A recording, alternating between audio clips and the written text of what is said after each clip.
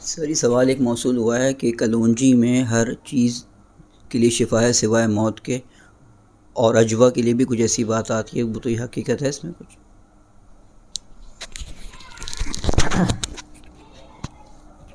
سوال موصول ہوا تھا کلونجی کی بابت کہ ایک روایت کے اندر پڑھنے میں آیا ہے، لوگوں کے بھی سنتے بھی ہیں، بہت مشہور ہے۔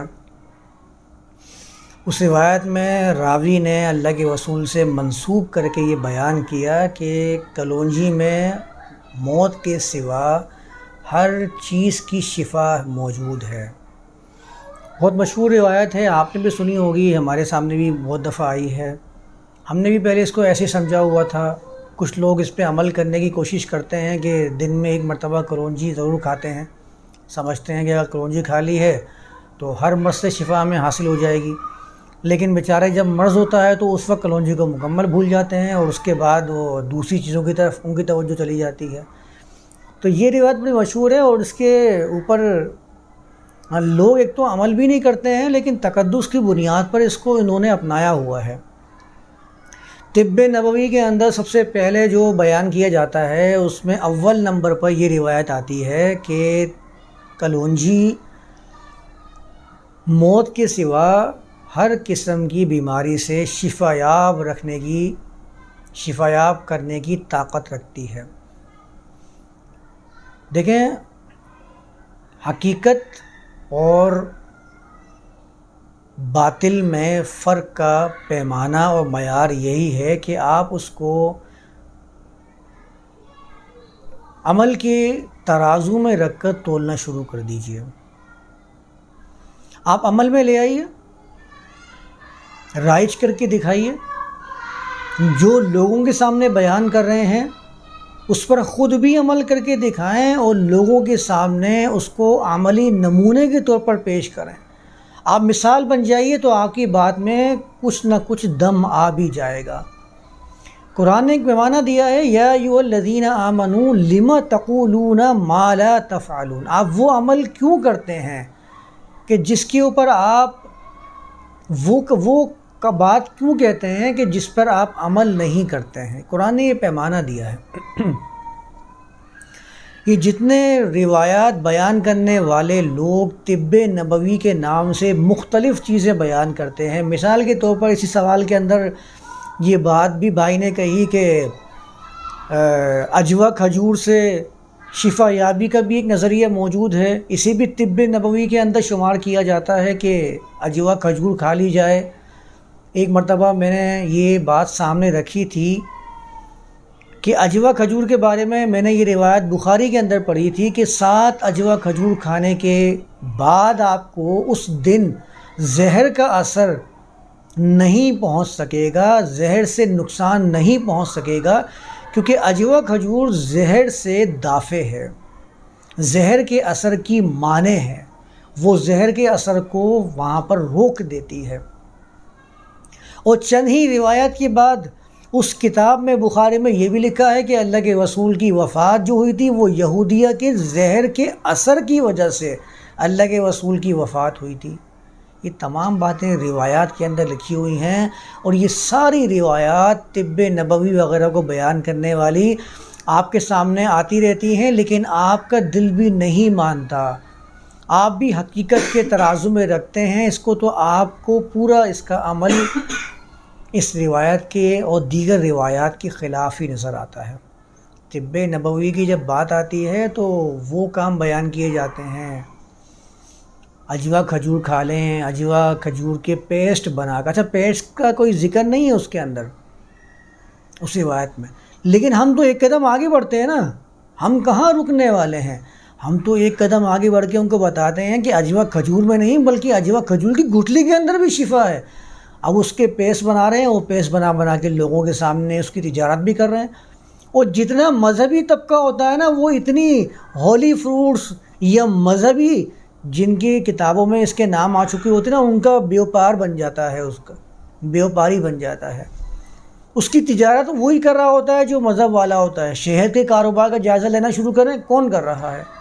سارے مذہبی طبقہ اس کام کو انجام دینے کے لیے سر توڑ کوشش کر رہا ہے۔ شہد کے کام کون کر رہا ہے؟ مشہور ہمارے ہاں بر صغیر میں اسلامک شہد سینٹر کے نام سے مشہور ہے۔ اب آپ مجھے بتائیے کہ شہد میں اسلامک اور غیر اسلامک کی تقسیم، یار یہ کیسی ظالمانہ تقسیم ہے۔ مکھی نے کب اسلام قبول کر کے شہد اپنے پیٹ سے باہر نکالا تھا؟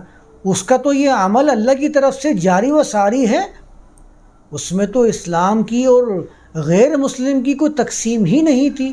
آپ نے اس کے اندر بھی اسلامک شہد سینٹر بنا کر یہ ثابت کیا کہ شہد کا اسلام سے گہرا تعلق ہے۔ ایک روایت پڑھ رہا تھا شہد کے بارے میں، لکھا ہوا تھا کہ شہد کھا کے ایک صاحب کا پیٹ خراب ہو گیا، راوی نے ظالم نے بیان کیا اللہ کے رسول کا نام اس کے اندر۔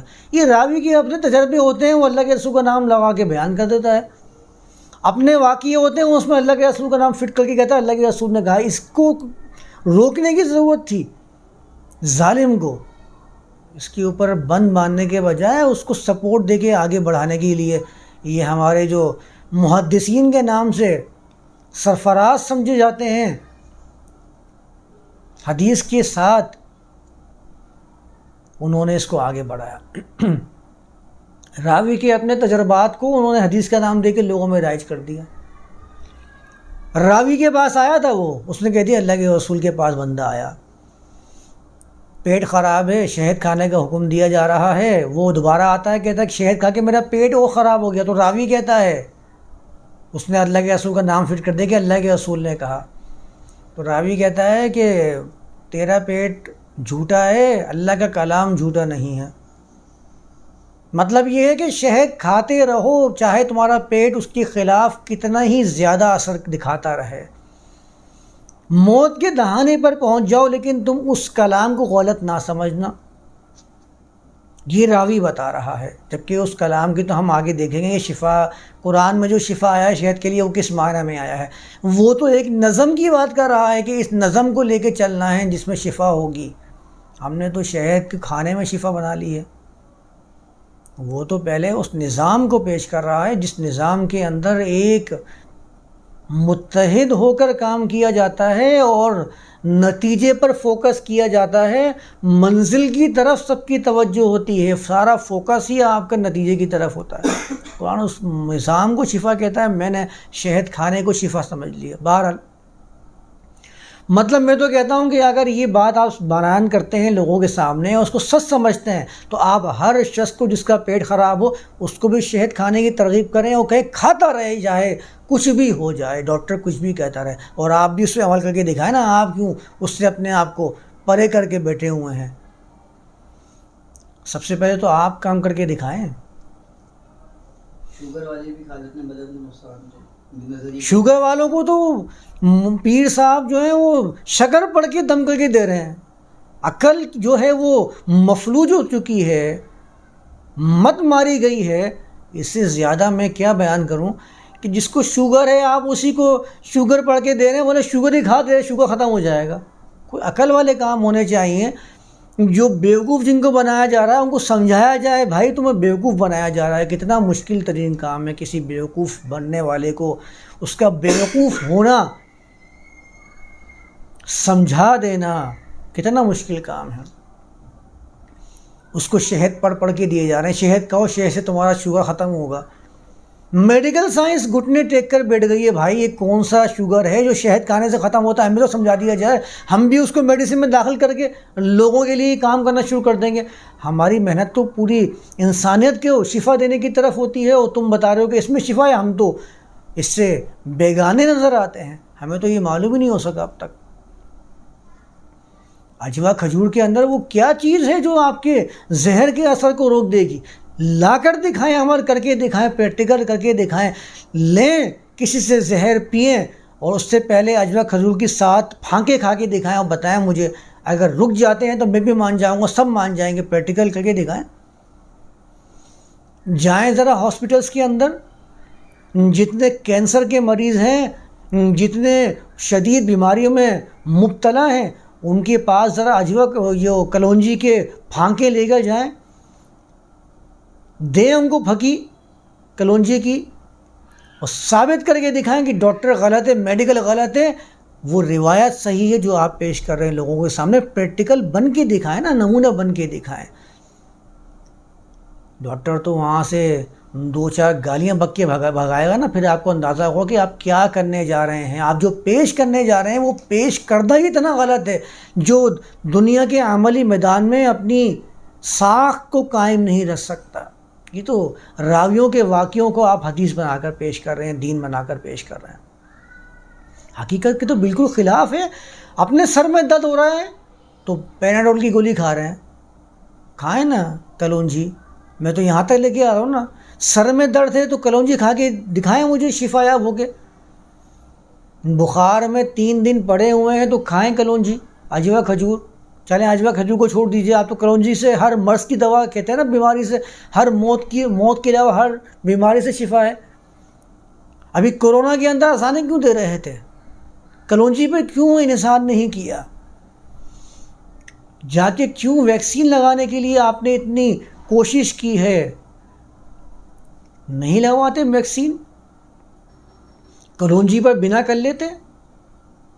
آپ کو بھی یقین نہیں ہے، آپ صرف اس کو تھیوری پر محمول رکھتے ہیں، پریکٹیکلی اس کو آپ سامنے لانے کی جرت نہیں کر سکتے۔ آپ کو بھی جب بخار ہوتا ہے، آپ کو بھی جب مختلف قسم کی بیماریاں گھیر لیتی ہیں، جب آپ آخری عمر کے اندر شوگر اور بلڈ پریشر جیسی بیماریوں میں مبتلا ہو جاتے ہیں، تو آپ روز کلونجی کھانے کے باوجود بھی اس بیماری سے چھٹکارا حاصل نہیں کر پا رہے ہوتے ہیں۔ تو آپ کس بنیاد پر اس کو سچ مان رہے ہیں؟ کیسے یہ تسلیم کر لیتے ہیں کہ ہاں یہ صحیح بات ہے، حقیقت کی بنیاد پر اس بات کو بتایا گیا ہے، یہ اللہ کی طرف سے وحی کردہ چیز ہے؟ آپ اس کو تسلیم نہیں کرتے ہیں دل میں، لیکن زبان پہ خواہ آپ نے اس کو رواج دیا ہوا ہے۔ نہیں ہے یہ اللہ کے رسول کا قول، نہیں ہے یہ دین، نہیں ہے یہ حقیقت کہ اس میں ہر بیماری کی شفا ہے۔ یہ مشاہدے پر، یہ حقیقت کی بنیاد پر، حقیقت کے ترازو میں اپنا وزن قائم رکھنے کی طاقت نہیں رکھتی ہے یہ چیز جو آپ بیان کر رہے ہیں۔ آپ بھی اس پہ عمل نہیں کر رہے ہیں۔ دنیا میں کوئی شخص اس کی بنیاد پر، طب کی بنیاد قائم کر کے نہیں بیٹھا۔ طب کے اندر اس کی کوئی اہمیت نہیں سمجھی جاتی، میڈیکل سائنس کے اندر اس کو کوئی اہمیت نہیں دی جاتی۔ آپ اس کے بڑے بڑے بینرز بنوا کر آویزہ کر دیں، آپ کی بات کو میڈیکل سائنس تسلیم نہیں کرتی ہے، لیکن آپ میڈیکل سائنس کی ایک ایک بات کو تسلیم کرتے ہیں نا، وہ آپ کی بات تسلیم نہیں کرتے ہیں۔ آپ ان کی بات تسلیم کرتے ہیں تجربے کی بنیاد پر، وہ آپ کی بات کا انکار کرتے ہیں کیونکہ آپ کی پیش کردہ روایت تجربے کی بنیاد پر اپنا وجود قائم نہیں رکھ پا رہی ہے۔